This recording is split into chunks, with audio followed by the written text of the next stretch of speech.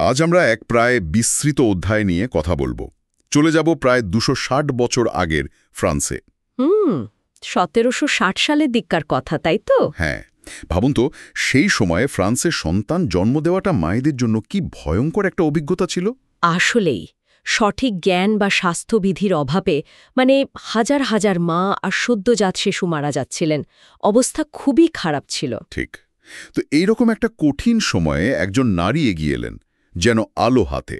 অ্যাঞ্জেলিক Margaret লা বোর্সিয়ার দিউকুদ্রে। অ্যাঞ্জেলিক দিউকুদ্রে, হ্যাঁ। তিনি শুধু একজন সাধারণ ধাত্রী ছিলেন না। না, বিলকুল না। তিনি ছিলেন একজন অসাধারণ উদ্ভাবক, একজন শিক্ষক। আর তার হাত ধরেই কিন্তু হাজার হাজার মায়ের শিশুর ভাগ্য বদলে গিয়েছিল। ঠিক তাই। সেই সময়ে আসলে প্রসবকালীন জ্ঞানের অভাব ছিল বিরাট, আর স্বাস্থ্যবিধি সেটার তো কোনো বালাই ছিল না প্রায়। তো অ্যাঞ্জেলিক দিউকুদ্রের লক্ষ্য ছিল এই অবস্থার পরিবর্তন আনা, ধাস তৈরি করে। হ্যাঁ, ওই বিখ্যাত মডেলটা। একদম। কাপড়, চামড়া, তুলা এইসব দিয়ে একজন পূর্ণাঙ্গ নারীর পেলভিস আর জরায়ুর মডেল। ভাবা যায়, এটাই ছিল বোধহয় হাতে কলমে ধাত্রীবিদ্যা শেখানোর জন্য পৃথিবীর প্রথম এত ডিটেইলড মডেল। হ্যাঁ, এটাকে বলা হতো দ্য মেশিন। দ্য মেশিন, দারুণ নাম। আর শুধু মডেলটা না, এর সাথে একটা পুতুলও থাকত, শিশুর মতো। আচ্ছা। সেটার মাথা ঘোরানো যেত, মুখে ছোট্ট জিভও ছিল, কালি দিয়ে চোখ আঁকা। ওয়াও, যতটা সম্ভব বাস্তবসম্মত করার চেষ্টা আর কি। হ্যাঁ, আর বিভিন্ন দড়ি, স্ট্র্যাপ এসব ব্যবহার করে তিনি প্রসবের নানা রকম পরিস্থিতি তৈরি করে দেখাতেন। ধরুন, ব্রিজ বার্থ বা যমজ শিশুর জন্ম।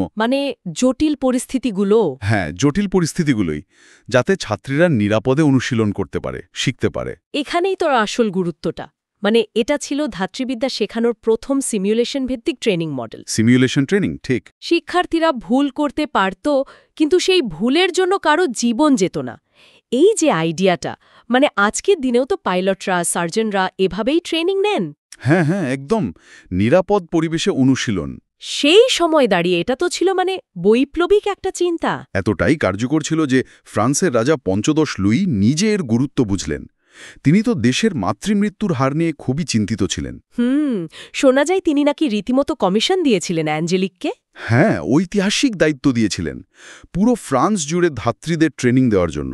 আচ্ছা। এরপর প্রায় 25 বছর ধরে অ্যাঞ্জেলিক একা একটা ঘোড়ার গাড়িতে তার ওই মেশিন নিয়ে ঘুরে বেরিয়েছেন, শহর থেকে গ্রামে। 25 বছর একা একজন নারী! ভাবুন একবার, সেই যুগে এই বিশাল মডেল নিয়ে একা ঘুরছেন, তখনকার দিনে এটা নিশ্চয়ই একটা দেখার মতো দৃশ্য ছিল। সত্যি তাই। আচ্ছা, তিনি কাদের শেখাতেন মূলত?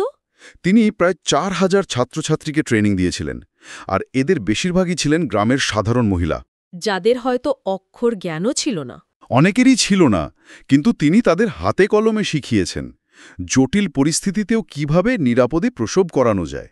কিন্তু ধরুন, গ্রামের সাধারণ মহিলারা, যাদের কোনো ফর্মাল এডুকেশন নেই, তারা কি সহজে এটা গ্রহণ করেছিলেন, বা কোনো সামাজিক বাধা আসেনি? বাধা তো নিশ্চয়ই এসেছিল। প্রাথমিকভাবে কিছু সংশয়, প্রতিরোধ তো ছিলই। পুরুষ ডাক্তারদের থেকেও তো বিরোধিতা এসেছিল। সেটাই স্বাভাবিক। কিন্তু তার পদ্ধতির কার্যকারিতা, সাফল্য, সেগুলোই ধীরে ধীরে বাধাগুলো কমিয়েছে। মানুষ যখন নিজের চোখে দেখেছে যে মায়েরা বাঁচছে, শিশুরা বাঁচছে, তখন তো গ্রহণযোগ্যতা বাড়বেই। ফলাফল কেমন ছিল? ফলাফল ছিল অসাধারণ।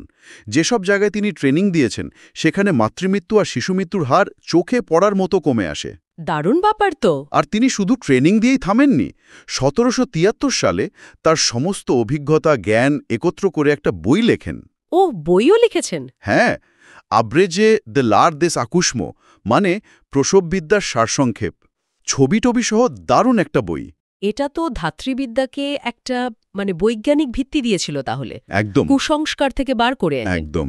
তিনি শুধু ধাত্রী ছিলেন না, ছিলেন উদ্ভাবক, শিক্ষাবিদ, নারীশাস্ত্রের পথ প্রদর্শক। যে যুগে নারীদের ঘরের বাইরে বেরোনোই কঠিন ছিল, সেখানে একা একজন নারী প্রায় একটা বিপ্লব ঘটিয়ে দিলেন। ভয়কে দক্ষতায় বদলে দিলেন। সত্যি অসাধারণ। অ্যাঞ্জেলিক দিউকুদ্রের এই গল্পটা আমাদের এটাই মনে করায় যে একজন মানুষের জেদ, তার নতুন চিন্তা আর সেই চিন্তাকে বাস্তবে কাজে লাগানোর ক্ষমতা সেটা কত জীবন বাঁচাতে পারে। ইতিহাসে হয়তো তার নামটা একটু ঢাকা পড়ে গেছে, কিন্তু চিকিৎসা বিজ্ঞানে, বিশেষ করে ধাত্রীবিদ্যায় তার অবদান কিন্তু অম্বান, অনেক দীর্ঘস্থায়ী। এই আলোচনাটা শেষ করার পর একটা প্রশ্ন মাথায় আসছে। কি প্রশ্ন? আজকের দিনেও কি এরকম অনেক অ্যাঞ্জেলিক কুদ্রে আছেন আমাদের আশেপাশে, যারা হয়তো নীরবে কাজ করছেন, যাদের সহজ কিন্তু দারুণ কোনো সমাধান হয়তো অনেক বড় সমস্যা মিটিয়ে দিতে পারে, কিন্তু আমরা হয়তো তাদের চিনি না বা তাদের কাজের খবর রাখি না?